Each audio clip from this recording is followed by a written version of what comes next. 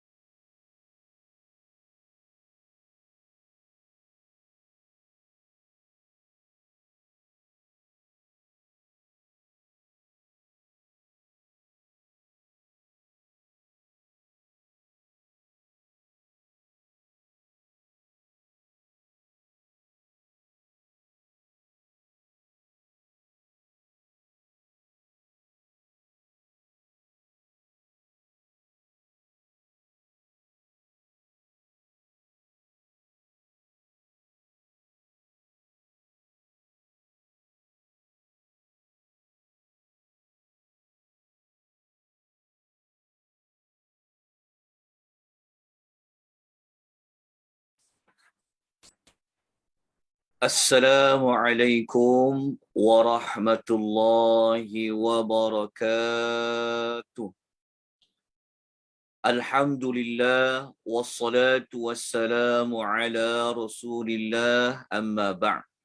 Muslimin dan muslimat rahimani wa rahimakumullah. Alhamdulillah pada malam ini kita dapat diberikan keizinan oleh Allah Subhanahu wa taala untuk kita sama-sama menambahkan ilmu pengetahuan kita tentang Al-Quranul Karim, yang mana kita mengenali Al-Quran, isi kandungan Al-Quran, dengan kita mempelajari nama dan juga tema bagi setiap surah-surah yang terkandung di dalam Al-Quran.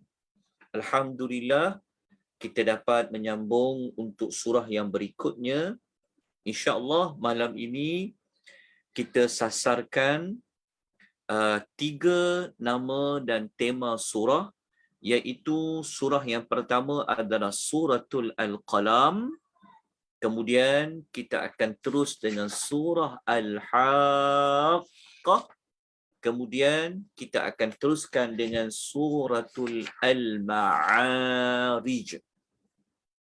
InsyaAllah kita mohon rahmat dari Allah. Kita mohon Allah lapangkan dada kita, permudahkan urusan kita untuk kita diberikan ilmu dari Allah SWT, mudah kita faham, kita boleh cepat ingat, ingatan kita lama dan sebagainya. Kita teruskan dengan surah Al-Qalam. Nota untuk malam ini, sila tuan-tuan dan puan-puan ambil di link Google Drive yang ada saya kongsikan di Telegram Akademi Tadabbur, ada link tersebut. Begitu juga di beberapa grup-grup WhatsApp. Jadi saya minta rakan-rakan, tuan-tuan dan puan-puan, tolong kongsikan link Google Drive untuk keseluruhan nota-nota bagi nama dan tema surah. Sebelum tu, tuan-tuan dapat dengar suara saya tahap yang bagaimana? Jelas Ustaz. Jelas. Alhamdulillah jelas. Jelas ya? Okey, suara tidak jelas. Okay, alhamdulillah, syukur pada Allah. Saya bimbang pada suara ya. Okey, alhamdulillah. Baik, kita teruskan dengan surah yang pertama, surah Al-Qalam. Apa makna Al-Qalam? Al-Qalam bermakna pena. Pena. Al-Qalam bermakna pena. Kenapa surah ini namanya adalah pena? Mesti kita tertanya-tanya. Kenapa Allah memilih nama salah satu alat untuk kita menulis, iaitu Al-Qalam, iaitu pena? Ada apa dengan Al-Qalam? Inilah tujuan kita belajar nama bagi setiap surah untuk kita merungkaikan apakah perkaitan Al-Qalam dengan isi kandungan surah Al-Qalam. Surah Al-Qalam, kita sedia maklum, surah yang berada pada susunan yang ke-68 di dalam susunan surah-surah di dalam Al-Quran, yang mengandungi 52 ayat, dan suratul Qalam merupakan surah yang awal-awal turun. Bahkan kajian yang dibuat oleh para ulama, surah Al-Qalam ni di antara surah 4 surah yang awal-awal Allah turunkan. Yang pertama sudah pastilah surah Al-Alaq, 5 ayat pertama. Lepas tu ada para ulama menyebut surah Al-Mudzammil, Al-Muddathir. Lepas tu disebut dengan suratul Qalam. Jadi surah Al-Qalam ni di antara surah yang kita boleh kata 5 yang terawal. Awal-awal ayat-ayat yang turun kepada Rasulullah sallallahu alaihi wasallam. Jadi apabila awal-awal turun, masa tu Nabi masih lagi berdakwah. Awal-awal fasa-fasa dakwah ni tentu Nabi menghadapi pelbagai dugaan.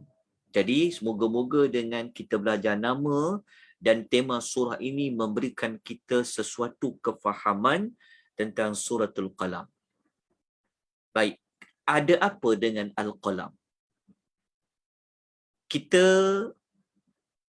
lihat terlebih dahulu apakah ulasan yang dinyatakan oleh Profesor Dr. Wahbah Az-Zuhaili rahimahullah di dalam salah satu karya beliau yang sangat ulung, iaitu Tafsir Al-Munir. Berulang kali saya nyatakan bahawasanya kelebihan Tafsir Al-Munir adalah Dr. Wahbah setiap kali dia nak tafsirkan mana-mana surah, beliau akan mengulas terlebih dahulu penamaan surah. Maksudnya beliau akan ulas terlebih dahulu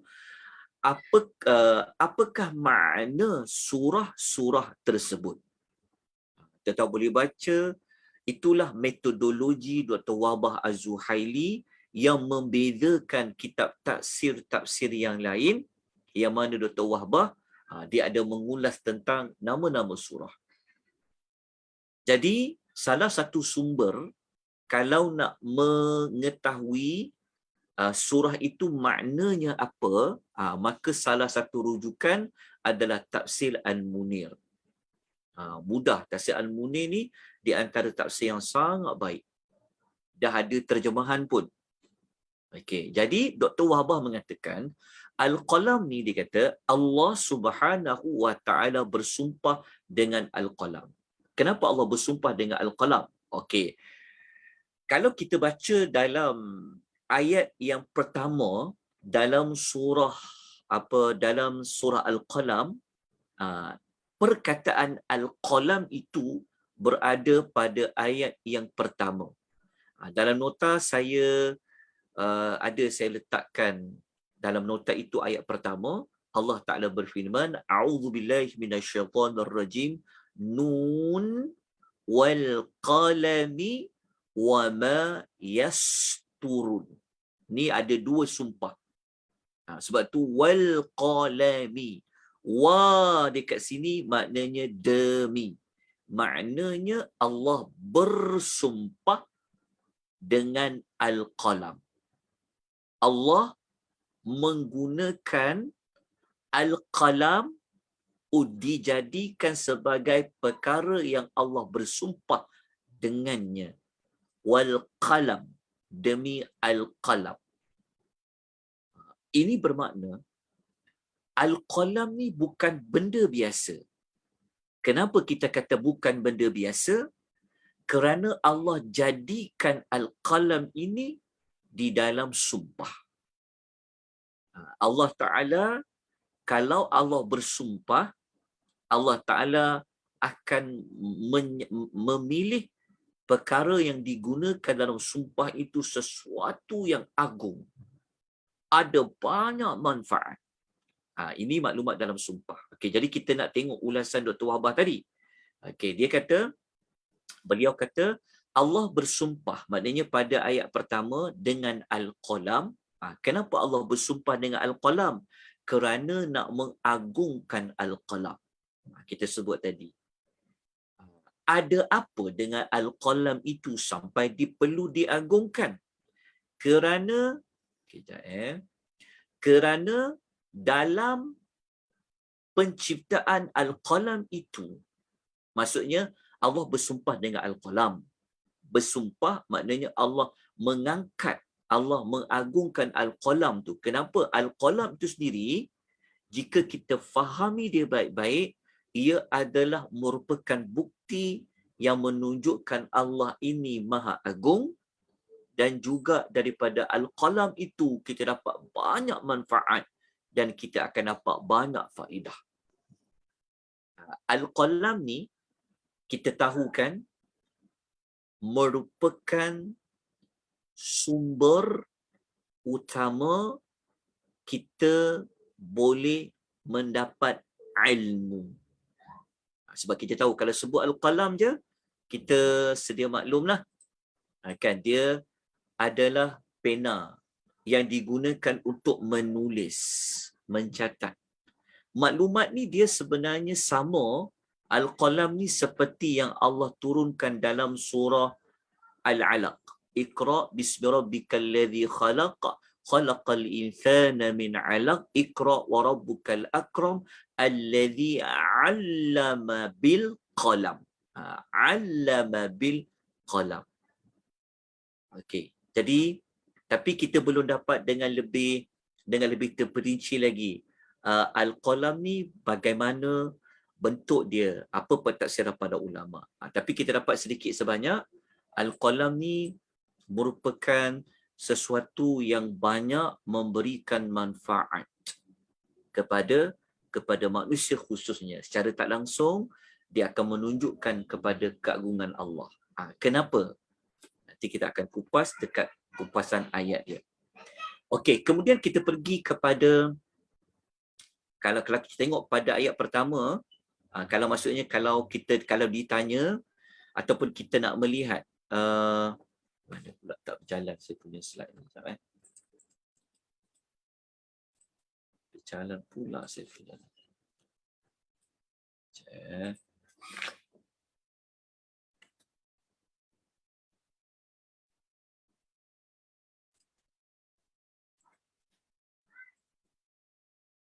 Saya tuan-tuan hang pula laptop saya yang lama ni.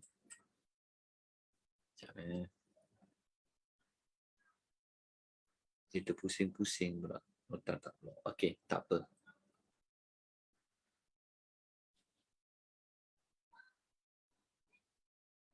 Dia kata a device. Sekejap.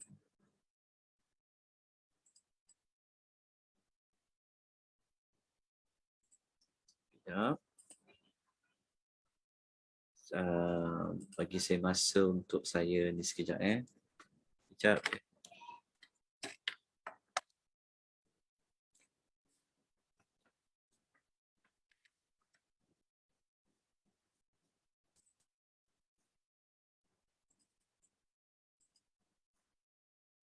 Sekejap tuan-tuan puan saya mencari semula nota yang ada.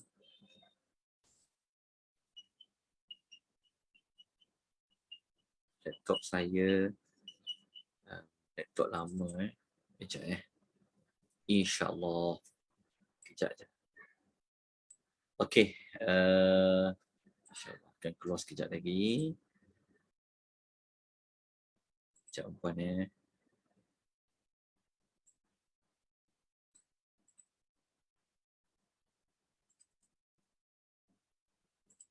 Okey. Alhamdulillah. Syukur pada Allah. Dapat keluar juga. Okey. Tuan nampak nota saya paparkan? Nampak tak? Nampak. InsyaAllah Ustaz nampak. Alhamdulillah, syukur kerana sangat membantu jika kita ada nota ni. Saya boleh je untuk cakap secara verbal, secara lisan tanpa memaparkan nota. Tapi saya bimbang, saya kena sentiasa memikirkan yang nak belajar ni, nak mencatat tu dah satu isu. Kan? Jadi makan masa juga untuk mencatat. Waktu kita sangat terbatas, jadi kita memang perlu bergantung kepada nota. Apatah lagi kita belajar secara online. Okey, nampak nota inilah bahan utama saya, nota ni. Okey, saya ni bukanlah pandai tuan-puan. Kalau tak ada nota, susah juga nak menyampaikan maklumat tu. Tapi Alhamdulillah dengan rahmat Allah, dapat kita rujuk sedikit sebanyak. Baik, kita teruskan kepada ayat yang ada Al-Qalam. Okey, ayat pertama. Jadi, kalau ditanya dari mana ayat berapa yang ada menyebut tentang Al-Qalam adalah ayat pertama. Okey, kita baca dulu ayat pertama ni kerana kita nak melihat, kita nak cari lagi maklumat. Kenapa Allah bersumpah dengan Al-Qalam ni? Sampaikan Al-Qalam ni dijadikan sumpah kan? Kenapa Allah agungkan sangat Al-Qalam ni? Okey, jadi kita baca dulu ayat dia. Bismillahirrahmanirrahim. Nun wal qalami wama yasturun. Okey, dekat sini ada dua sumpah Sumpah pertama Allah bersumpah dengan wal qalam, dan sumpah yang kedua Allah bersumpah dengan wama yasturun. Jadi wal qalam demi pena. Demi pena di sini memang para ulama tafsir kata dia pen lah, macam kita pensel, pen, kolam tu lah yang kita tuliskan itu. Benda alat untuk menulis tu, al-qalam itu. Wama yasturun, dan apa yang mereka tuliskan. Dan apa yang mereka tuliskan. Apa yang mereka tuliskan inilah menjadi perbezaan pendapat di kalangan para ulama tafsir. Siapa yang mereka tuliskan tu? Maksudnya mereka tuliskan tu, mereka tu siapa? Yang sentiasa menulis. Ada para ulama tafsir mengatakan apa yang mereka tuliskan tu, dia merujuk, ada yang mengatakan dia adalah seperti malaikat pencatat amal. Allah bersumpah dengan malaikat pencatat amal yang malaikat tu dia menulis. Ada yang mengatakan apa yang mereka tulis tu yang sesuatu ditulis tu, kalau macam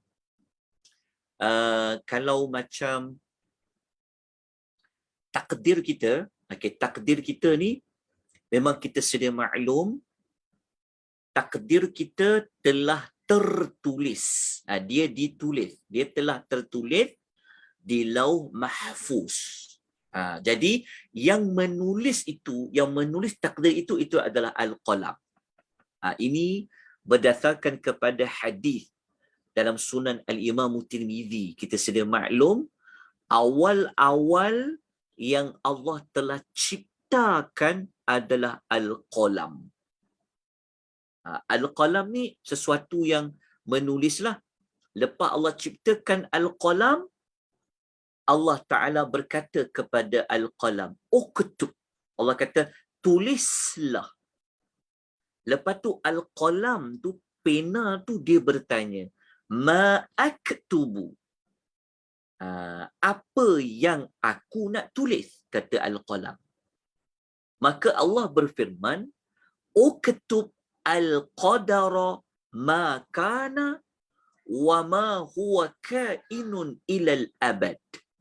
Kata Allah Subhanahu wa taala, tulislah takdir yang telah terjadi dan apa takdir yang akan terjadi sepanjang masa.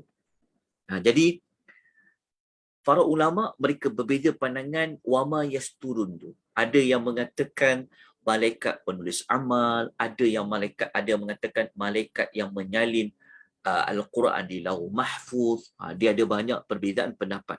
Jadi kita bukan nak bincang, kita bukan nak tadabbur ayat. Kita jelas ya, kalau kita tadabbur ayat memang kita akan bagi nota lengkap lah. Apa pendapat 1, 2, 3, 4 dan sebagainya. Tetapi dekat sini kita nak belajar nama surah. Jadi nama surah tu adalah Al-Qalam. Jadi Al-Qalam ini, kalau dari sudut Al-Qalam ni, dari sudut kepentingan dia, kenapa Allah bersumpah dengannya? Kerana Al-Qalam inilah yang menulis takdir hamba. Okey, dalam masa yang sama Al-Qalam ini jugalah yang kita gunakan untuk kita mendapat sesuatu maklumat. Jadi itu juga makna Al-Qalam. Baik. Kita teruskan dengan tema dia. Okey, jadi faham ya Al-Qalam tu apa? Al-Qalam tu dia adalah pena lah. Dia adalah pen yang kita faham. Al-Qalam, seperti mana kalau nak lebih faham, ambil surah Al-Alaq yang Allah mengatakan kepada Rasul bahawa Allah telah mengajarkan manusia daripada melalui pena. Sebab tu Allah bersumpah dengannya. Okey, kerana Al-Qalam ni sumber kepada ilmu. Begitu juga Al-Qalam ini merupakan kalau kita kaitkan dengan takdir, iaitu yang menulis takdir. Dalam masa yang sama Al-Qalam juga dia merujuk kepada Al-Qalam yang manusia gunakan dalam mencatat. Okey, kenapa? Kenapa dia ada? Lepas tu kita kena tahu tema lah. Kita pergi kepada tema, lepas tu kita ulas berkaitan Al-Qalam tadi dengan tema dan keseluruhan ayat. Baik. Tema surah Al-Qalam ni, okey, Al-Qalam ni tema dia kita rujuk 2 buku. Okey, 2 kitab. Okey. Yang pertama dalam kitab Dilalatul Asma'i Suwaril Quran, Dr. Ali Hassan Arfan mengatakan tema surah Al-Qalam ni adalah Allah Ta'ala nak paparkan ataupun berkisarkan tentang kemuliaan Nabi sallallahu alaihi wasallam, hakikat kerasulan Nabi sallallahu alaihi wasallam itu dia adalah memang rasul yang Allah utuskan. Rasul yang Allah utuskan. Allah yang utuskan itu adalah Allah yang telah memerintahkan Al-Qalam itu menulis tentang takdir. Maknanya kita ni kan benda yang paling besar dalam hidup kita adalah takdir kan? Takdir, betul. Takdirlah segala-galanya. Takdir yang telah berlaku, yang sedang berlaku, akan berlaku kan takdir kan? Maknanya apabila kita sebut takdir, dia akan dikaitkan dengan kekuasaan. Apabila disebut tentang takdir, dia dikaitkan dengan ilmu Allah. Jadi tema surah ni sebenarnya adalah untuk mempertahankan Kedudukan, kemuliaan Nabi Muhammad sallallahu alaihi wasallam. Mulianya Nabi ni kita boleh lihat dari sudut apa? Yang utus dia tu siapa? Yang utus dia tu adalah Allah. Allah yang mana? Allah yang telah bersumpah dengan Al-Qalam. Al-Qalam itu adalah digunakan untuk mencatat takdir. Maknanya Allah ni maha mengetahui. Dalam masa yang sama, Al-Qalam itulah Allah Ta'ala ciptakan untuk dapat ilmu. Nampak tak perkaitan dia? Okey, Al-Qalam dikaitkan dengan takdir, dikaitkan dengan ilmu. Betul tak? Hidup manusia ni, benda yang paling mulia, kedudukan ilmu lah. Betul tak? Okay. Dengan ilmu lah kita pandai, kita boleh bekerja, boleh dapat rezeki dan sebagainya. Ilmu ni lah bezakan baik dan buruk. Betul tak? Ilmu ini sumber utamanya daripada Al-Qalam. Dalam masa yang sama, Al-Qalam itu jugalah yang dikaitkan dengan takdir. Jadi kenapa Allah bersumpah dengan Al-Qalam?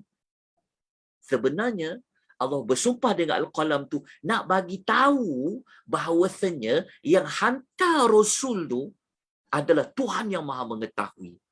Tuhan yang jadi sumber kepada kepandaian. Okey, kenapa perlu mempertahankan Nabi? Kerana ada orang menuduh Nabi ini orang gila. Okey. Jadi sebab itu dalam tema tu dia kata penafian Nabi Muhammad sallallahu alaihi wasallam, dia bukanlah seorang yang gila. Nak tahu dia gila tak gila? Cuba tengok siapa yang hantar dia. Siapa yang utus dia. Yang utus dia tu adalah yang merupakan sumber kepada takdir, sumber kepada ilmu. Macam mana kita tahu dia sumber takdir, sumber ilmu? Tu Al-Qalam tu, Allah bersumpah dengan Al-Qalam. Jelas tak? Okey, kita tengok ayat mana yang kata Rasulullah ni gila. Okey, kita tengok pada ayat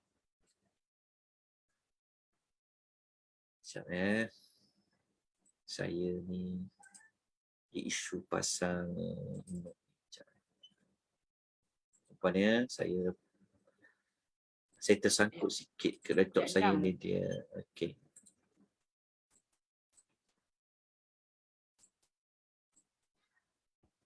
Dia macam tak berjalan. Maaf tuan-puan ya, ada gangguan nota saya ni. Dia seperti... Sekejap, saya kena buka.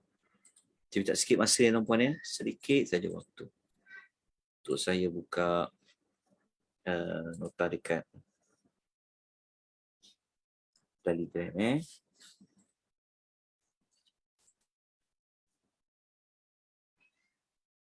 Saya kena print pula. Siapa ada hantar nota kat Telegram tak? Okey, sekejap saya buka dekat Telegram jap.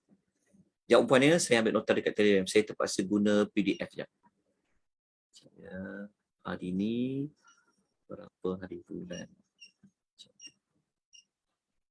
Okay. Tuan-tuan dapat nota tak? Ada nota kan? Dapat Ustaz. Ada Ustaz. Ada, alhamdulillah. Sekejap ya, mohon maaf ya. Ada gangguan, sekejap mohon maaf. Saya nak menyimpan nota ni. Bismillah.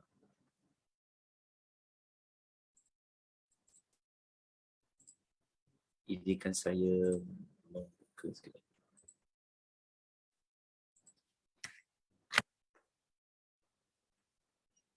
Mengenai surah. Okay.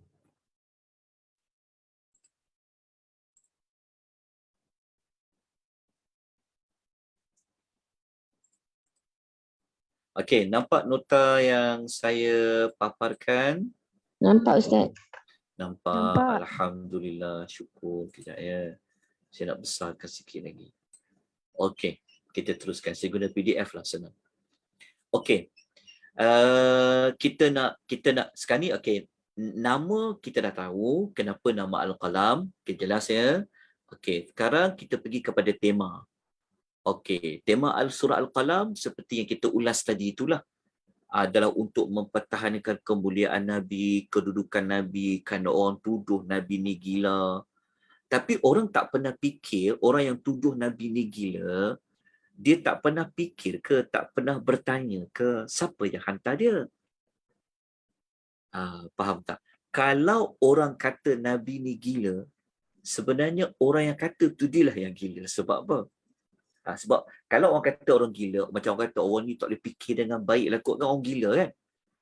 Tetapi yang hantar dia ni, yang hantar Nabi adalah Allah.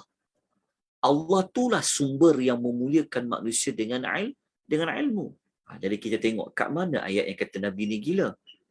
Jadi kita kena tengok ayat nombor 2. Ayat nombor 2 Allah mengatakan, ayat nombor 2 ni dia menjadi jawab kepada sumpah. Dia panggil jawabul qasam. Ataupun perkara yang Allah nak tegaskan. Allah seolah-olah macam ni. Seolah-olah Allah kata, demi al-qalam, demi yang mereka tuliskan. Dua sumpah kan? Jadi kalau kita nak guna kaedah tu, dia begini. Kalau nak gabungkan ayat 1 dengan ayat 2, dia jadi seperti ini. Demi al-qalam, ma anta bini'mati rabbika bimajnun.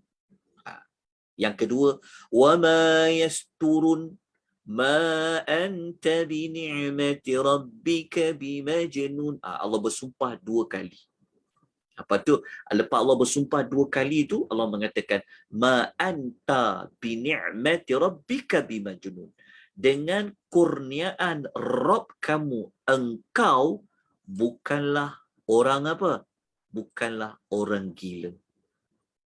Allah mempertahankan Nabi sallallahu alaihi wasallam dengan Allah bersumpah sebanyak 2 kali. Allah mengatakan, demi al-qalam, engkau Muhammad bukanlah orang gila. Demi apa yang mereka tuliskan, engkau bukanlah orang yang gila. Sebab apa? Sebab tu dikaitkan dengan al-qalam tadi. Apa perkataan al-qalam? Dengan mempertahankan Nabi bukan orang yang gila. Kerana kita kena tahu, al-qalam itulah kedudukan dia, keagungan dia, manfaat dia kepada manusia. Okey.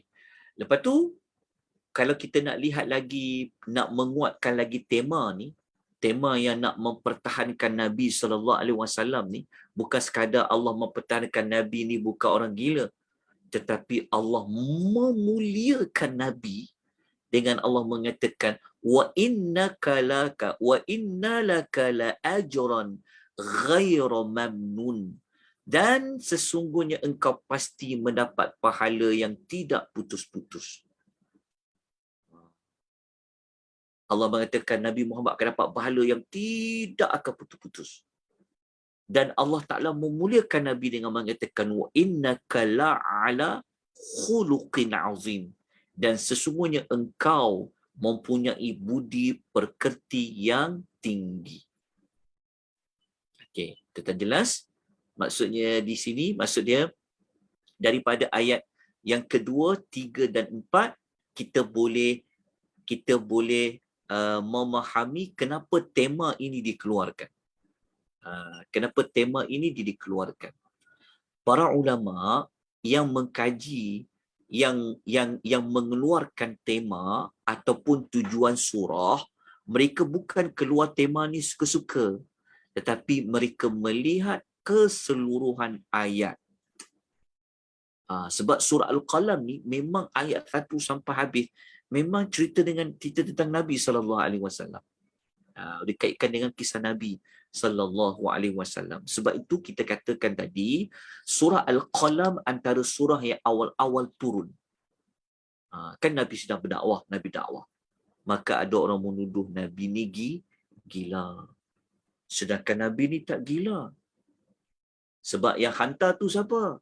Yang hantar tu adalah Allah yang merupakan sumber kepada kehidupan, takdir, betul tak? dan sumber kepada segala ilmu. Bahkan Allah mempertahankan Nabi ini, dia akan dapat ganjaran yang tak putus-putus. Dan Nabi ini dia ada akhlak yang sangat tinggi. Okay.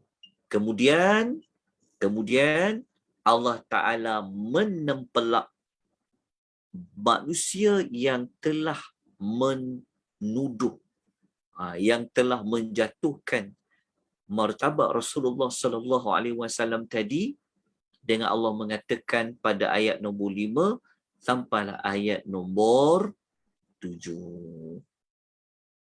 Okey. Ini adalah untuk untuk Allah menempelak, sebab mereka kata Nabi gila, tapi sebenarnya siapa sebenarnya yang betul, siapa sebenarnya yang tidak betul, Allah terangkan dekat ayat 5 sampai ayat 7 dan pada ayat berikutnya.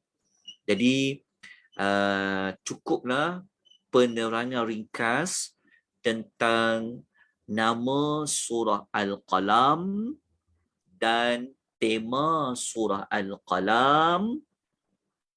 Kita juga dah belajar ada apa dengan Al-Qalam.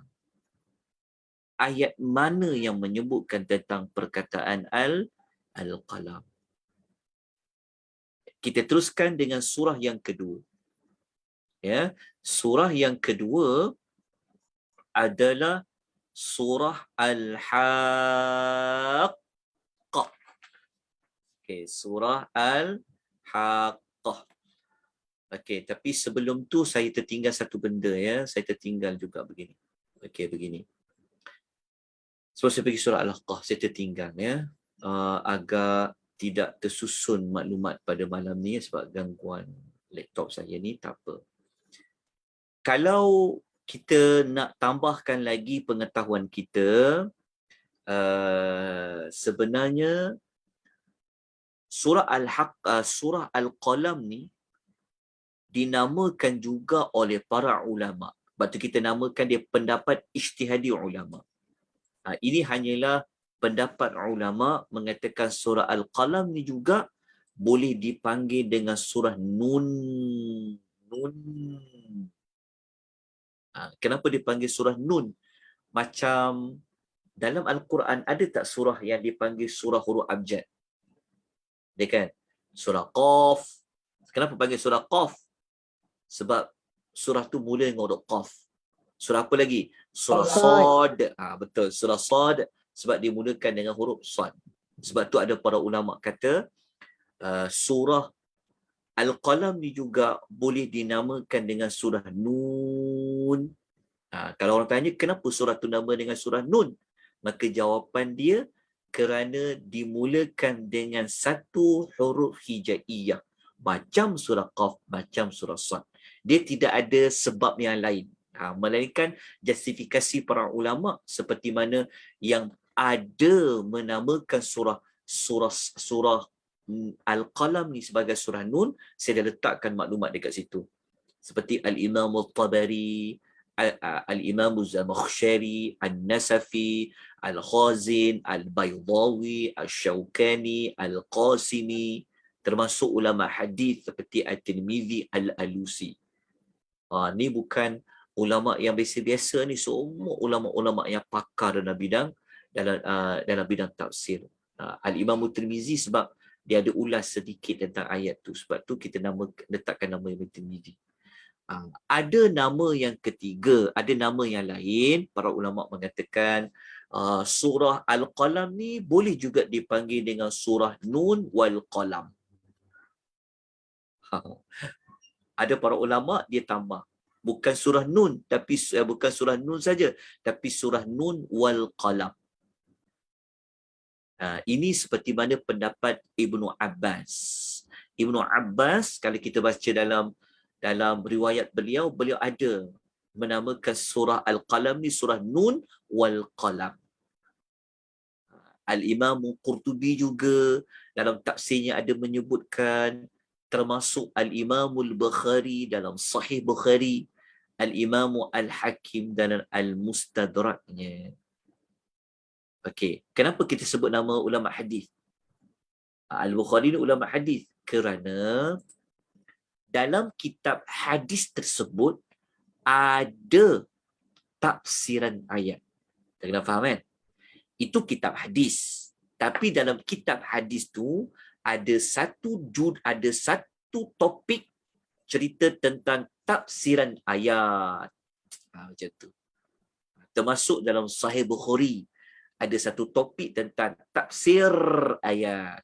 Sebab itu Al-Imam Al-Bukhari ketika dia nak tafsirkan surah Al-Qalam tu, dia namakan surah Nun wal Qalam. Ini sekadar maklumat tambahan tentang nama-nama yang ada. Ini hanyalah pendapat ijtihadi para ulama semata-mata. Okey, kita pergi pada surah Al-Haqqah dan kita habiskan sampai surah Al-Ma'arij ni. Okey, surah Al-Haqqah. Okey, Al-Haqqah. Kalau tengok pada Quran terjemahan, dia terjemah Al-Haqqah ni apa? Hari kiamat. Siapa Quran terjemahan dia di terjemahan lain? Al-Haqqah. Dia tulis apa dekat Al-Haqqah tu? Siapa boleh kongsikan?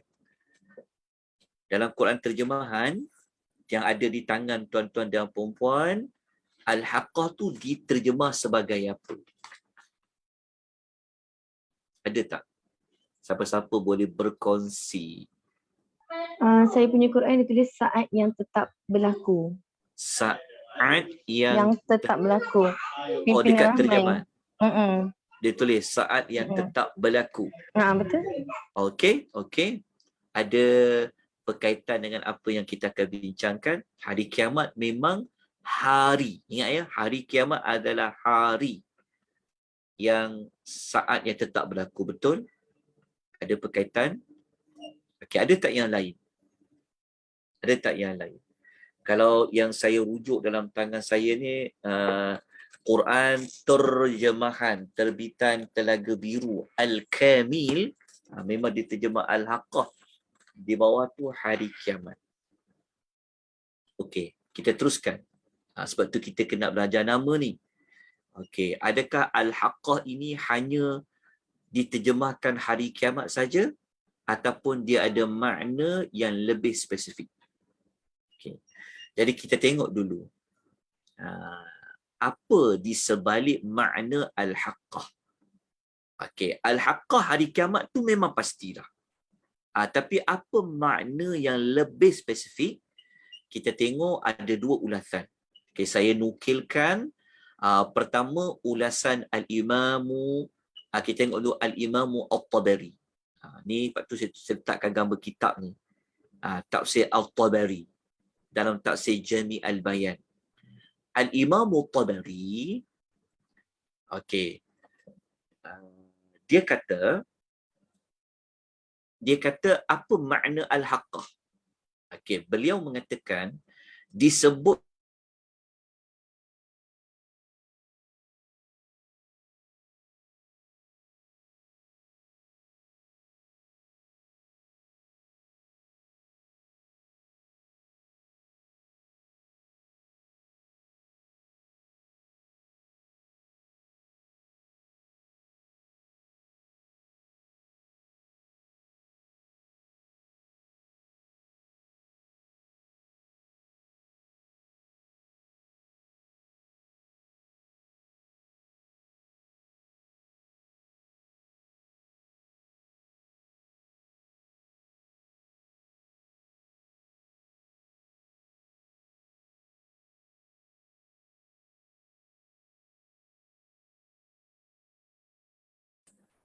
maaf tuan-puan ya, dia terpadam sejak laptop ni.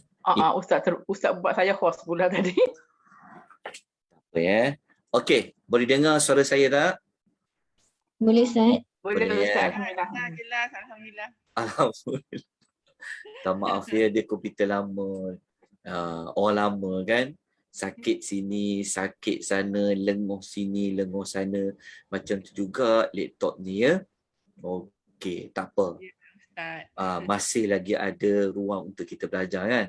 Saya sebenarnya boleh je kalau nak gunakan handphone, tapi saya nak paparkan nota ni, saya rasa macam rasa macam hati ni tak boleh kalau tak paparkan nota. Sebab saya ni bukan ada ilmu banyak. Nak kena rujuk juga dalam buku. Sebab tu nak kena paparkan nota. Jadi saya minta maaf tuan-puan ya atas gangguan ya. Sehari 2 hari ni. Okey. Apa Jadi, Ustaz? Faham. InsyaAllah. okey, alhamdulillah, syukur pada Allah. Untuk dapat pelajar-pelajar yang faham-faham semuanya, masya-Allah. Siapa-siapa yang sembahyang malam doakan ya. Semoga Allah bagi rahmat kepada kita semua, lapangkan dada kita ya. Memudahkan ya guru-guru yang mengajar ya, lapangkan dada-dada mereka, bagikan kesabaran sebagainya. Okey, kita nak pergi kepada kita tahu al-haqqah tu hari kiamat, betul. Tapi apabila kita belajar nama apa makna yang sebenar al-haqqah ini, maka kita rujuk apa kata sarjana seperti al-Imam Tabari. Al-Imam Tabari dia kata disebut al-haqqah, dia kata kerana perkara-perkara yang ada di dalamnya. Di dalamnya tu maksudnya perkara-perkara yang ada semasa hari kiamat tu adalah pasti. Faham tak maksudnya? Maksudnya yang kita selalu dengar kata kiamat tu adanya bangkit dari kubur, nanti kena hisab, nanti kena ditimbang amal, nanti lintas sirat, nanti ada telaga, lepas tu nanti matahari dekat dengan kepala. Semua maklumat dalam tu dia pasti. Dia bukan benda dongeng. Dia bukan khayalan. Tapi dia pasti. Macam mana Al-Imam Tabari kata pasti? Dia begini. Kalau kita rujuk perkataan al-haqqah ni, dia ada huruf apa? Al-haqqah. Al-haqqah ni dia terdiri daripada perkataan haqqa. Kita belajar kan? Kita kan tahu lawan kepada batil apa? Lawan kepada batil adalah haq. Kita selalu sebut hak saya. Sebenarnya hak tu adalah huruf qaf. Jadi haqqa. Pada kita sebut haqqa saya. Haqqa maksudnya adalah benar kan? Benda yang haq. Jelas. Nanti saya akan terangkan kenapa si bulat-bulat merah ni. Saya akan terangkan. Tetapi Al-Imam Tabari dia kata, apa makna Al-Haqqah? Kenapa nama surah tu Al-Haqqah? Kerana perkara-perkara di dalamnya adalah pasti. Pasti dia ada. Contohnya Allah janji nanti di akhir ada hisab. Hisab amal. Hisab amal tu pasti. Itu makna dia. Kita tengok ulasan yang kedua, yang ni saya rujuk dalam tafsir Adwa'ul Bayan. Ya, karangan Muhammad Al-Amin Asy-Syanqiti rahimahullah. Beliau mengatakan dinamakan Al-Haqqah kerana pada hari itu janji Allah untuk membangkitkan dan pembalasan direalisasikan.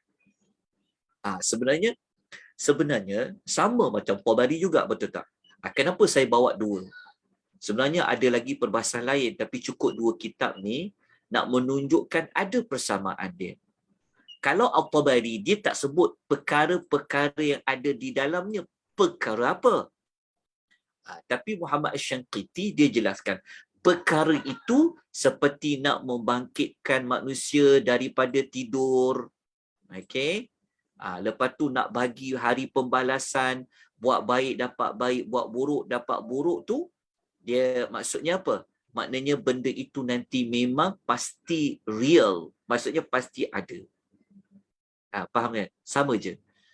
Jadi berdasarkan dua rujukan ni, saya ambil daripada Al-Tabari, ulama yang klasik. Lepas tu saya ambil Muhammad Al-Amin Asy-Syanqiti, ulama yang contemporary. Di sini. Jadi kita dapat belajar alhamdulillah malam ni kenapa dia dinamakan dengan Al-Haqqah? Al-Haqqah dia dikaitkan dengan suara saya dengar tak tuan puan? Dengar Ya, Ustaz. Ustaz. Dengar.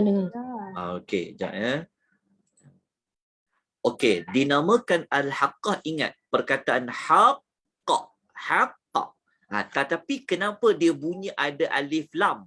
Al-Haq, sekejap saya akan terangkan. Lepas tu kenapa dia ada sabdu Al-Haqqah? Lepas tu ulang pula 3 kali dalam surah Al-Haqqah. Sekejap lagi kita akan terang. Tapi kita dapatkan dulu maklumat. Apa makna Al-Haqqah? Okey, dah jelas. Al-Haqqah tu benarlah. Hak tu benar. Pasti. Tapi apa dia yang pasti benar tu? Adalah hari kiamat. Ada apa dengan hari kiamat tu? Tu peristiwa-peristiwa kejadian yang Allah Ta'ala janji di dalam Quran bahawa kiamat ni begini, begitu tu pasti real.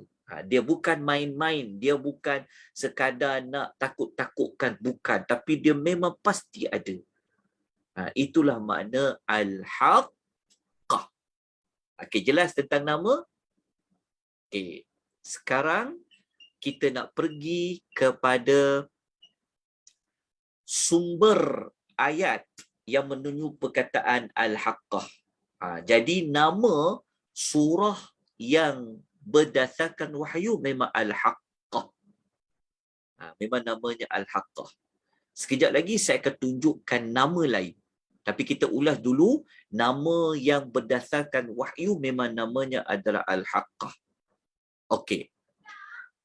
Dalam ayat 1, ayat 2 dan ayat 3 kita jumpa perkataan Al-Haqqah.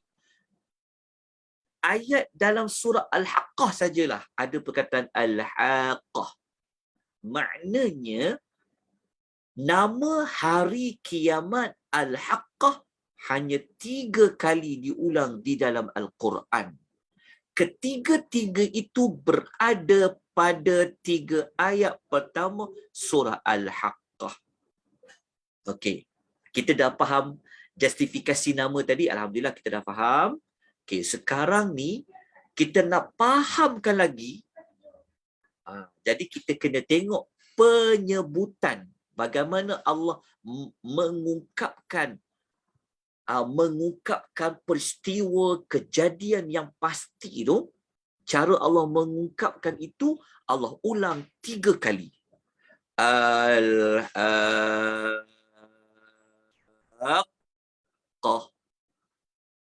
Mal-Haqqah, wa ma adraka Mal-Haqqah.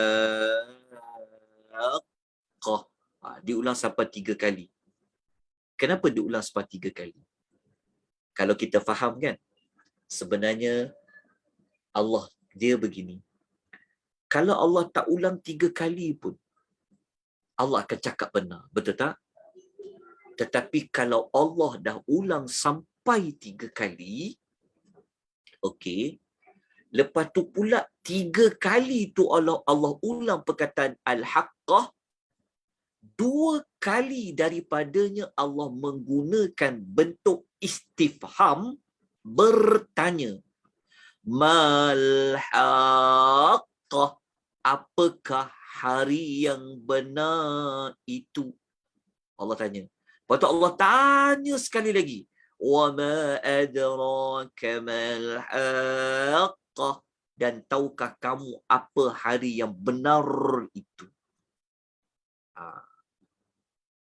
Sesiapa yang pernah mengikuti ataupun pernah mempelajari bentuk-bentuk pertanyaan di dalam Al-Quran, salah satunya bentuk macam ni.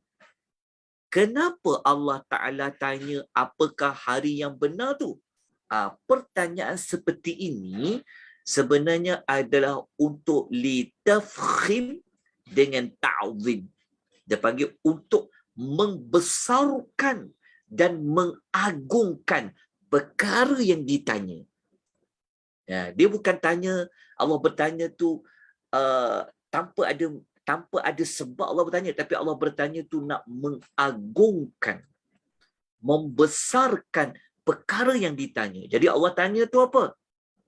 Al-Haqqah, hari yang benar. Kita bayangkan, Allah Ta'ala kalau disebut hari yang benar, memang benar. Hari tu memang nanti akan ada, hari tu benar tu akan ada. Tapi cara nak bagi nampak, bukan sebarang benar kalau kita nak katakan. Kita boleh, kalau kaedah kita selalu kata, benar. Tidak ada yang benar, melainkan benar-benar belaka. Okey. Tiada yang benar, melainkan benar-benar belaka. Kaedah itulah Allah guna dalam pertanyaan. Salah satu tujuan dia lah. Maksudnya Allah nak bagi tahu dalam banyak-banyak hari yang benar adalah hari kiamat. Cuma macam mana kita nak bawa masuk perasaan tu dalam jiwa kita, dalam minda kita, nak bawa perasaan Allah Ta'ala kata hari yang benar tu, maksudnya dalam banyak-banyak perkara yang benar, hari itu benar. Tu macam mana nak bawa penghayatan tu dengan kita memahami kenapa tentang pengulangan 3 kali. Lepas tu pula menggunakan kaedah bertanya 2 kali. Maknanya hari yang benar tu bukan hari yang biasa-biasa tau. Hari yang benar tu adalah hari yang sangat agung, sangat besar. Macam mana kita tahu agung dan besar? Allah menggunakan kaedah bertanya. Tanya lagi wama. Okey. Lah kat situ. Lepas tu tak habis lagi tau. Ada lagi kat sini. Cuba tengok. Kenapa dekat Al-Haqqah ni dia ada apa beza Haqqah dengan Al-Haqqah? Okey. Alif lam Same. sebelum huruf ha, dia apa? Dia isim, betul? Okey. Alif lam diletak, kalau jumpa alif lam dia adalah kata nama. Dia memang sudah pasti dah, dia memang kata nama. Okey, dia memang kata nama. Tapi kata nama ni dia, siapa yang ada mengikuti kelas kehalusan keindahan bahasa dengan Ustaz Amirul hari Rabu petang, memang berat sikit kelas, tak berat sebenarnya. Kita dah belajar. Apa faedah sesuatu maklumat tu kalau dia kata nama, apa beza dengan kata kerja? Kalau sesuatu maklumat itu dia gunakan istilah kata nama, bermakna sesuatu itu dia kekal. Dia tidak terputus. Contohnya macam, apa beza pelajar dengan belajar? Belajar kata kerja, pelajar kata nama. Macam itulah Al-Haqqah, dia macam pelajar. Hari yang benar. Maknanya kalau dia kata nama, nak menunjukkan hari yang benar tu, dia memang sentiasa benar. Okey. Nampak kenapa Allah guna kata nama? Lepas tu pula, kenapa ada al? Maksudnya, kenapa dia letakkan alif lam kat situ? Alif lam kat sini, dia merupakan kata nama khas. Al-ma'rifah. Ini pun satu ilmu yang jangan diabaikan. Dia nak tadabbur ni, nak faham. Macam kita lah kan. Kita kalau kita hantar mesej ke orang kan. Kita hantar mesej. Takut orang tak faham. Kadang-kadang kita hantar semua huruf besar. Betul tak? Capital letter. Mesti orang terkejut. Kenapa dia tulis semua huruf besar? Nampak tak? Okey. Ataupun dia gunakan semua huruf kecil. Ataupun dia letakkan sesuatu kata seruan ke, ataupun dia letak gambar emoji ke, kita fahamlah maksud orang tu. Allah Ta'ala ni, apatah lagi kita kena faham kenapa Allah guna al-haqqah. Okey, al adalah al-ma'rifah, kata nama khas. Kata nama khas bertujuan untuk memberitahu secara spesifik. Maknanya memang kita tahu benda tu ada dipanggil ma'rifah. Maknanya kenapa Allah guna al dekat situ, nak memberitahu kepada kita. Contoh, hari kan, hari banyak hari kan, hari banyak hari.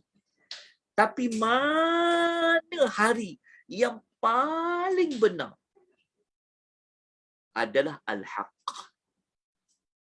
Lepas tu Allah Ta'ala suruh kita fokus hari tu. Hari tu pula nak dikata memang betul itu hari tu, Allah gunakan al. Itu kata nama al-ma'rifah. Maka cukuplah maklumat di situ sebab saya dah masuk kepada tadabbur sikit.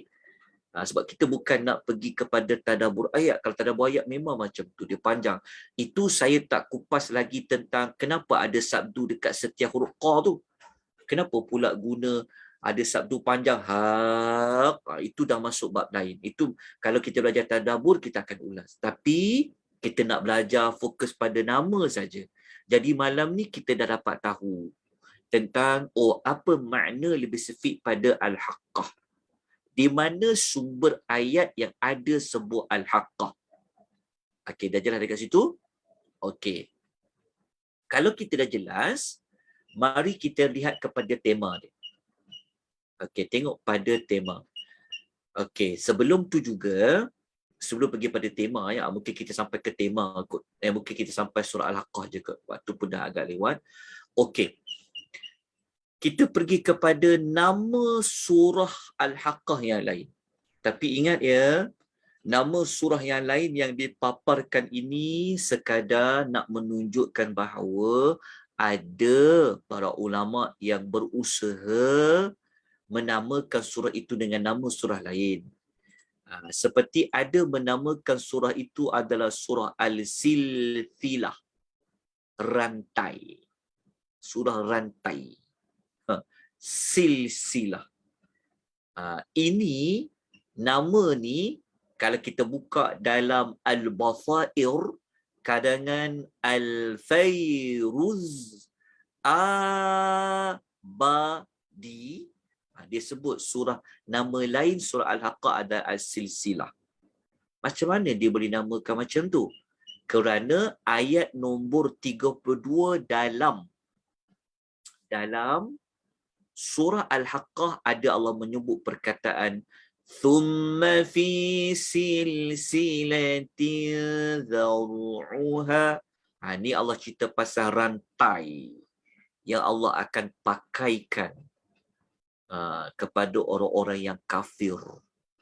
Jadi dinamakan dengan surah rantai. Tetapi ini hanyalah pandangan ulama yang bernama Al-Fairuz Abadi dalam Al-Basair. Tidak didokongi oleh mana-mana asar ataupun hadis dari Nabi SAW. Ada ulama lain seperti Al-Ja'bari, namanya Al-Ja'bari. Dia kata nama surah itu adalah Al-Wa'iyah. Diambil daripada ayat nombor 20, ayat nombor 12 ada perkataan wa ta'iyaha udhunu wa'iyah. Wa'iyah ni dikaitkan dengan telinga yang mendengar. Tetapi pendapat Al-Ja'bari ini diberikan komentar oleh Ibnu Ashur. Dia kata maknanya ini hanyalah pendapat saja. Dia tidak didoktrine oleh mana-mana hadis yang lain lah. Jadi kini sekadar perkongsian sahaja sebab kita belajar nama. Okey, tapi yang paling penting kita ambil nama yang berdasarkan wahyu iaitu Al-Haqqah. Tadi kita dah ulas dah. Okey, kita pergi kepada tema. Okey, apa tema surah Al-Haqqah ni? Okey. Menurut Syekh Adil, dia kata Al-Haqqah ni temanya adalah kiamat adalah sesuatu yang amat benar. Hari yang paling benar adalah hari kiamat. Okey. Kalau orang tanya, dalam banyak-banyak hari, hari mana yang benar? Sangat benar. Contohnya kalau macam kita kata, hari esok akan ada apa, kita tak tahu kan? Tapi ada hari yang kita tahu. Hari tu memang ada. Hari kiamat contohnya. Al-Haqqah tu lah. Okey. Jadi temanya kiamat adalah sesuatu yang amat benar. Tak dapat dielakkan. Ataupun boleh tambah, hari kiamat ni hari yang amat benar dan bukan gurauan. Tetapi dia benda yang serius. Itu nama Al-Haqqah. Okey. Tema ni kita boleh kuatkan tema ini dengan kita melihat ayat lain. Kalau kita baca dekat ayat nombor 51, ayat dekat hujung juga surah Al-Haqqah ni, Allah ada menyebut tentang wa innahu lahaqqul yaqin, dan sesungguhnya ia adalah kebenaran yang meyakinkan. Tengok perkataan ni. Dahlah dia benda yang benar. Kejap ya. Dahlah dia benda yang benar, betul tak? Benda tu dah benar. Lepas tu pula yang meyakinkan. Benar, lepas tu meyakinkan. Ayat hujung ni nak menunjukkan bahawasanya memang hari yang benar itu sangat meyakinkan. Sebab itu adanya tema yang disebut oleh Syekh Muhammad Adil Al-Khalil. Syekh Adil Muhammad Khalil. Okay, jadi tulis tema ni dekat Quran Terjemahan Tuan-tuan dan Puan-puan lah kalau nak ditulis sebagai tema rujukannya. Okey, selesailah untuk surah Al-Haqqah. Cuma kalau nak lebih faham, maksudnya kalau nak lebih dapat lagi maklumat yang lebih terperinci, apa peristiwa yang benar itu? Apa kejadian yang benar itu? Hari yang benar tu kita tahu adalah hari kiamat. Benda-benda, perkara-perkara yang berlaku ke hari kiamat tu pasti benda tu ada. Dia bukan janji kosong, dia bukan cakap kosong. Tak, dia pasti ada. Tetapi kalau nak tahu lebih lanjut, apa dia benda yang benar tu? Situasi tu. Tuan-tuan kena buka lah keseluruhan, baca keseluruhan ayat dalam surah Al-Haqqah yang mengandungi 52 ayat. Kita akan dapati bagaimana Allah cerita situasi keadaan di hari akhirat. Okey. Kita kalau kita nak ambil satu contohlah. Contoh. Sebelum kita berhenti, apa dia perkara yang benar yang akan berlaku pada hari itu? Antaranya adalah pemberian kitab suratan amal. Ada yang dapat dengan tangan kanan, ada yang dapat dengan tangan kiri. Itu di antara perkara yang benar yang akan berlaku semasa hari yang benar. Panjang. Seronok kita baca surah Al-Haqqah. Kerana nada hujung dia, semua bunyinya ada huruf bunyi dia sangat cantik. Tar marbutah. Dia ada tak marbutah. Tapi ada ayat hujung-hujung dia ada bunyi kha lah. Dia macam qadiyah, maliyah, sultah. Ni dia panggil ilmu fawasil. Dia Macam panggil macam surah Waqiah jugalah Ustaz kan? Ya, dia macam surah Al-Waqi'ah jugalah, betul. Jadi bacalah keseluruhan ayat dalam surah Al-Haqqah. Saya mohon maaf kerana kita tak dapat nak memperincikan maklumat tu sebab kita bukan bertujuan nak mentadabbur setiap ayat, tetapi kita nak mengetahui nama surah itu apa dan kita ingin mengetahui tema pada surah itu apa. Lepas tu kita tulis dekat poster tu nama dan tema surah. Seronok ni kalau Ustaz buat tadabbur ni Ustaz. Yalah, tapi waktulah nak mentadabbur tentang Al-Haqqah ni. Waktunya agak panjang lah. Mungkin kalau nak ni, mungkin nanti kita boleh belajar ilmu fawasil ke InsyaAllah. Ilmu fawasil maksudnya yang hujung-hujung tu. InsyaAllah panjang umur. Memang kita nak kalau boleh sebelum kita bertemu dengan Allah Azza wa Jalla pada hari Al-Haqqah, kita dah berusaha dengan umur yang ada, waktu yang ada untuk kita memahami.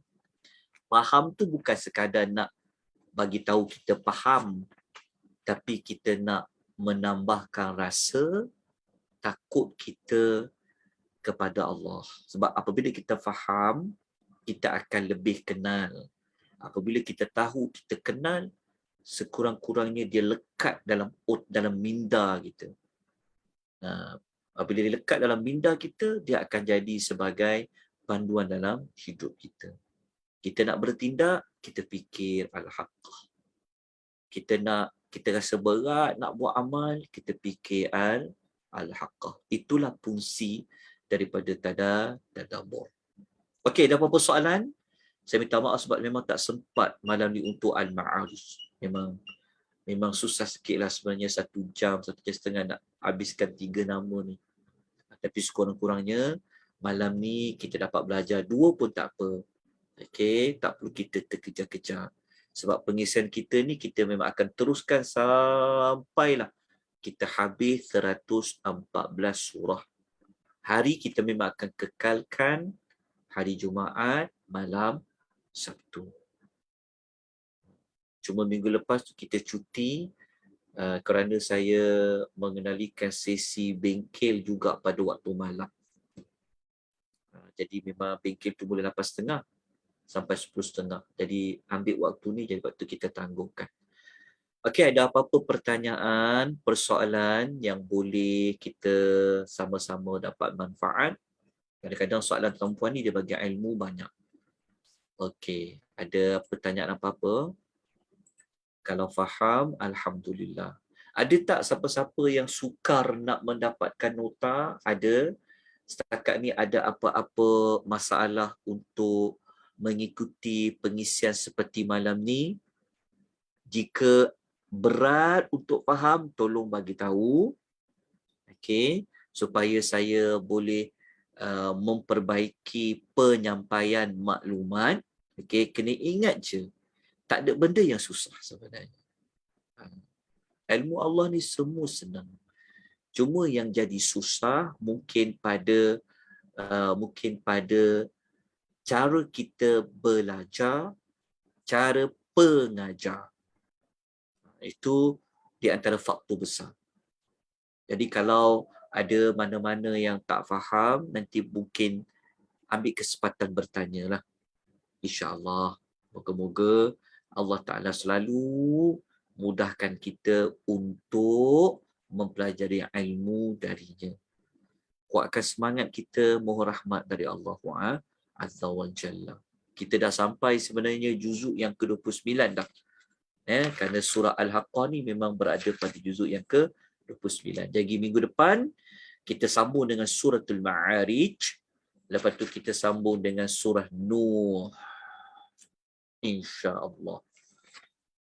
Baik, kalau tak ada soalan, saya mohon maaf ya di atas kekurangan, kelemahan sama ada pada penyediaan nota, sama ada pada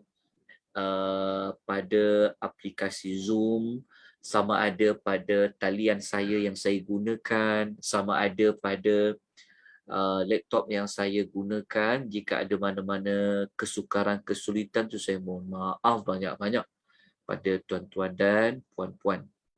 Jazakumullahu khaira. Barakallahu fikum. Kita jumpa lagi insya-Allah pada minggu hadapan. Jadi esok kalau ada kesempatan pagi, saya jemput untuk mengikuti tadabbur suratul Kahfi. Kita akan menghabiskan cerita pemilik 2 kebun dengan kawan dia yang beriman, insya-Allah dalam suratul Al-Kahfi. Aqulu qawli hadza wa astaghfirullahal azim li wa lakum wa billahi taufiq wal hidayah. Wassalamu alaikum warahmatullahi wabarakatuh. Waalaikumsalam.